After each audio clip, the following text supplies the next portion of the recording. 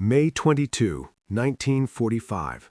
The smell of smoke and death still hangs over the ruins of Berlin. The guns have fallen silent.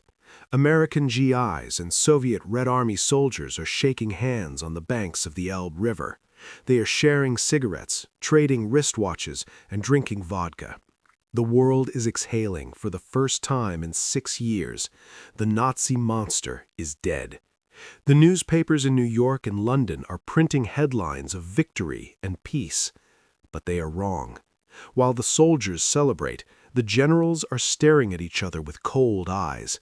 General George S. Patton, the commander of the mighty U.S. Third Army, looks across the river at the Soviet lines.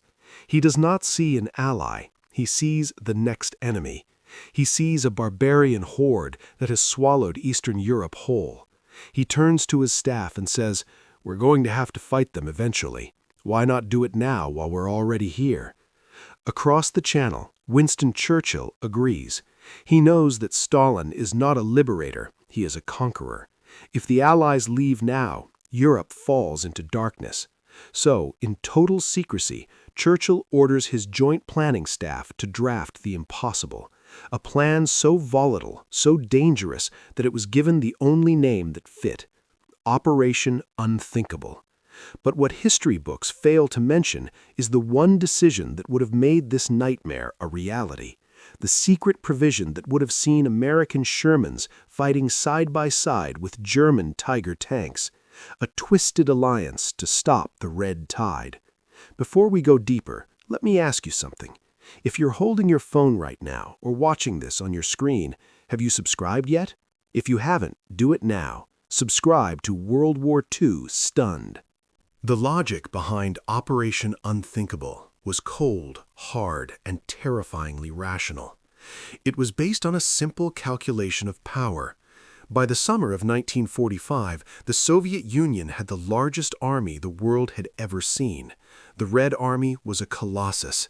It possessed millions of men, tens of thousands of tanks, and an artillery arm that could level cities in hours. But the British and American intelligence analysts saw something else. They saw a giant with feet of clay. The Soviet Union was bleeding.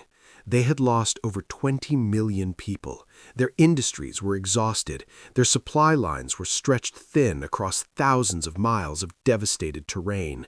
Their soldiers were surviving on looted rations and sheer willpower. They were formidable, yes, but they were tired. Contrast this with the United States of America. In 1945, the United States was not just a country, it was a god of war. It was the rich warrior. The American military machine was at its absolute peak. It was flushed with unlimited resources. American soldiers were the best fed, best clothed, and best equipped troops in history.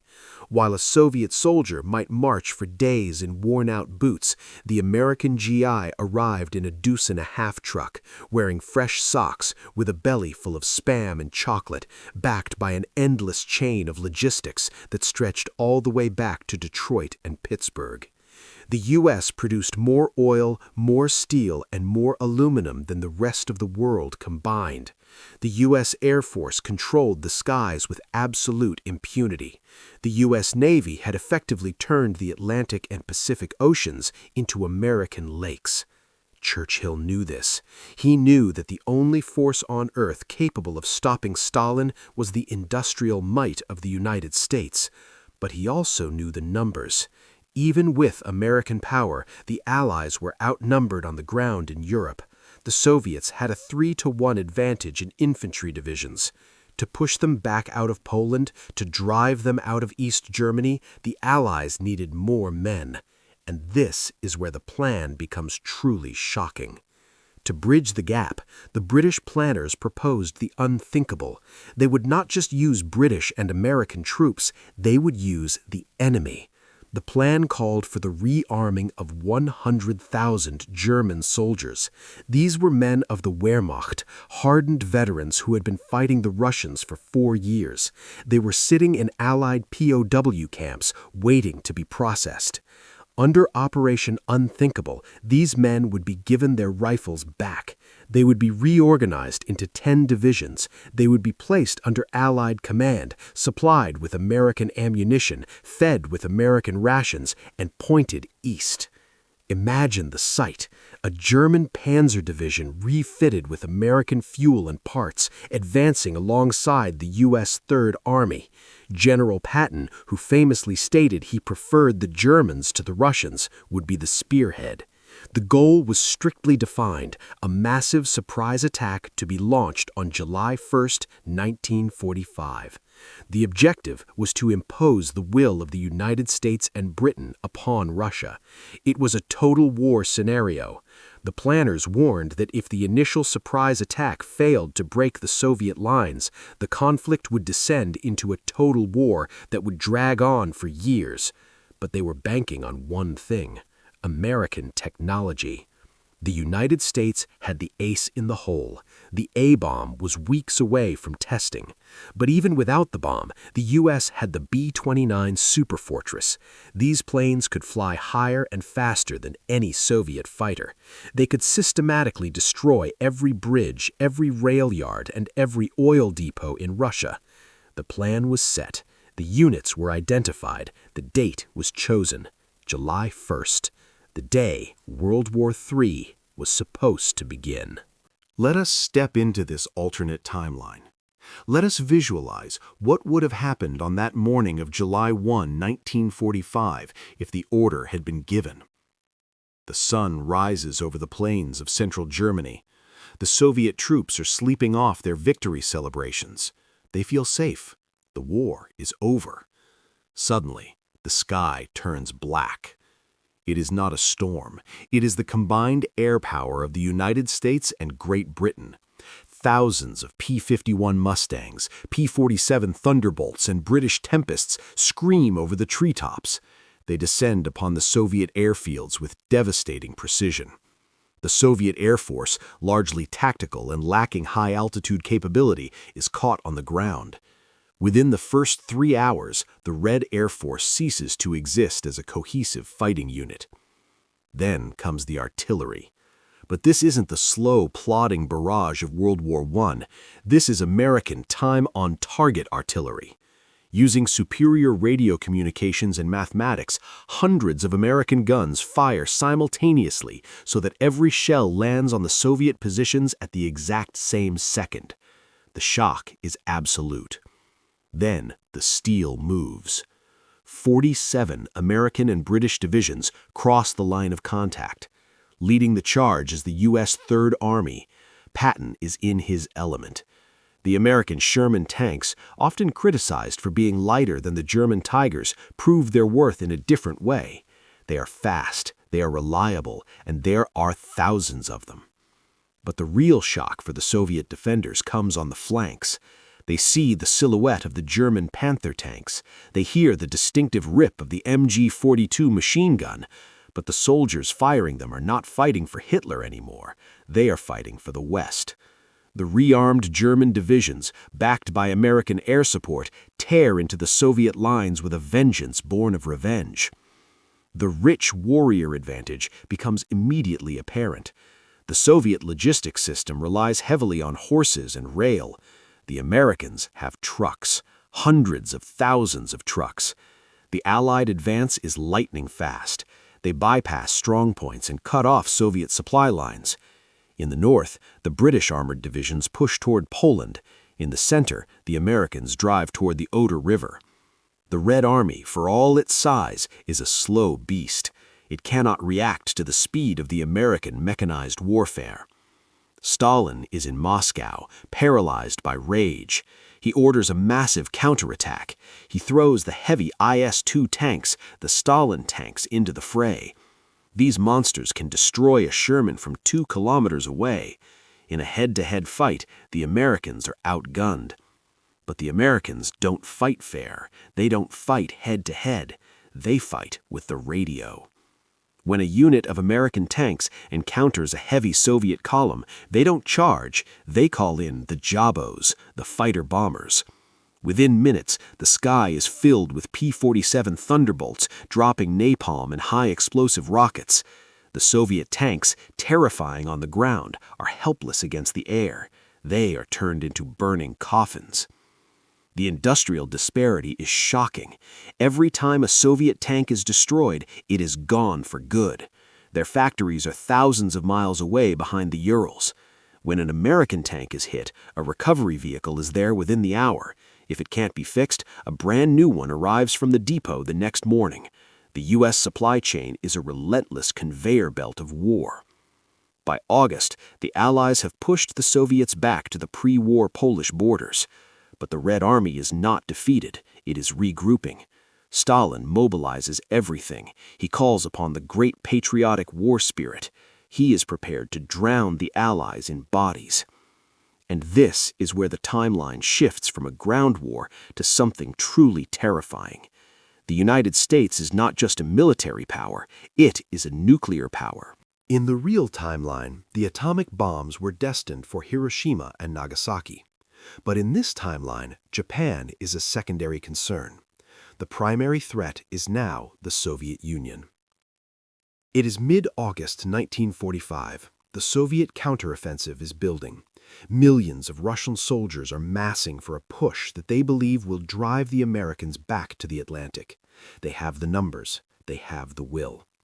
But President Harry Truman has a card that Stalin cannot see. The Trinity test in New Mexico was a success. The gadget works. The components for Little Boy and Fat Man are ready. In our history, they were shipped to Tinian Island in the Pacific. In this history, they are flown to air bases in East Anglia, England. The target is not a city. The Americans do not want to destroy Moscow, not yet. They want to break the Red Army. The target is the massive Soviet marshalling yards at Brest-Litovsk, the central hub where the Soviet Union is gathering its reserves for the counterattack.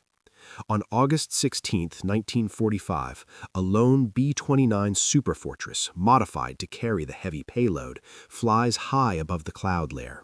It is escorted by a swarm of P-80 shooting stars, the new American jet fighters that have been rushed into service. The bomb drops. The flash is brighter than the sun. A mushroom cloud rises 10 miles into the atmosphere.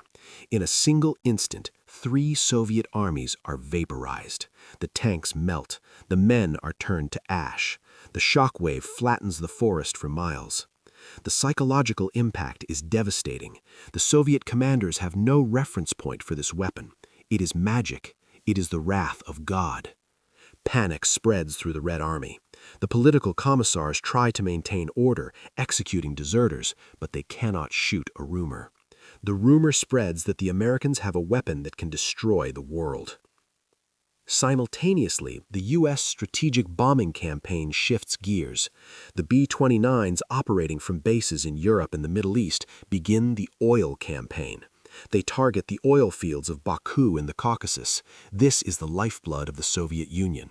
Without oil, the T-34 tanks stop, the trucks stop, the tractors in the fields stop. The rich warrior strangles the Soviet bear. The United States utilizes its massive navy to blockade the Soviet Pacific ports. The Lend-Lease shipments which had kept the Soviet Union alive during the war against Hitler are instantly cut off. No more American Spam, no more American boots, no more American Studebaker trucks. The economy begins to collapse. Starvation returns to Russia. The winter is coming, and this time, General Winter is not on Russia's side. The American soldiers are equipped with thermal parkas and heated tents. The Soviet soldiers are freezing in their summer uniforms. But Stalin is stubborn. He refuses to surrender. He threatens to unleash chemical weapons. He threatens to overrun Western Europe with sheer human waves, radiation be damned. The conflict reaches a stalemate. The Allies hold the line in Poland. The Soviets hold the interior of Russia. The world is divided, not by an iron curtain of diplomacy, but by a radioactive no-man's land. Ultimately, Operation Unthinkable was shelved in our timeline. Why? Because the cost was considered too high. The British planners concluded that while they could win the initial battles, they could not conquer the vastness of Russia. They feared a drawn-out guerrilla war that would last for decades. But in our what-if scenario, the result is a forced armistice, but one heavily dictated by American terms. By early 1946, the Soviet Union is broken militarily. They cannot advance in the face of atomic weapons. They cannot maneuver without oil. The United States, using its infinite wealth, effectively buys the peace. A treaty is signed in Geneva. The Soviet Union is forced to withdraw behind its 1939 borders. Poland, Czechoslovakia, and Hungary are liberated and placed under Western protection. The Iron Curtain is pushed 1,000 miles east. The United States emerges not just as a superpower, but as the hyperpower. The Marshall Plan is expanded to include Eastern Europe. Warsaw and Prague are rebuilt with American dollars and American steel. The political landscape of the 20th century is unrecognizable. There is no Cold War as we knew it. There is no Korean War because the Soviet Union is too weak to support it.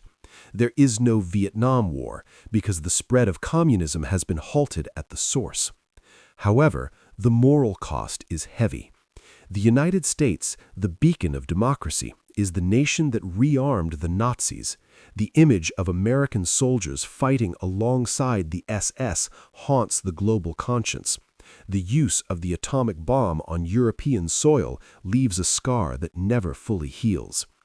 The rich warrior won, but the victory was bought with a deal with the devil. This scenario highlights the terrifying reality of 1945. The United States truly possessed the power to dictate the fate of the world. It had the industry, the technology, and the momentum to crush any adversary. It chose peace. It chose to let the Soviet Union exist as a rival.